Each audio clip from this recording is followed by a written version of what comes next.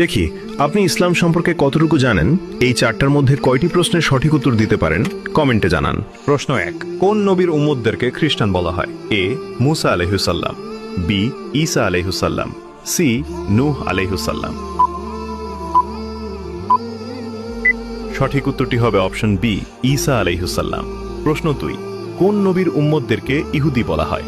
এ দাউদ আলাইহিসসালাম, বি মুসা আলাইহিসসালাম, সি ইউনুস আলাইহিসসালাম।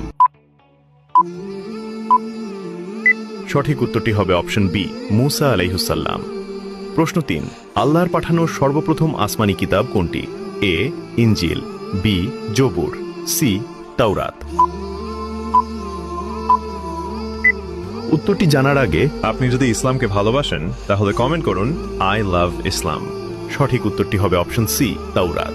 প্রশ্ন 4, কোন নবীর পিতা ছিল না? তিনি অলৌকিকভাবে জন্মগ্রহণ করেছিলেন? এ মুসা আলাইহিসসালাম, বি ঈসা আলাইহিসসালাম, সি নূহ আলাইহিসসালাম। উত্তরটি জানার আগে ভিডিওটি শেয়ার করুন। এই জ্ঞানটি শেয়ার করে আপনিও সাদাকায়ে জারিয়াহার অংশীদার হন। আপনার একটি শেয়ার হয়তো হাজারো মানুষকে সঠিক পথে আনবে। সঠিক উত্তরটি হবে অপশন বি ঈসা আলাইহিসসালাম। আপনি কয়টি প্রশ্নের উত্তর দিতে পেরেছেন অবশ্যই কমেন্টে জানান।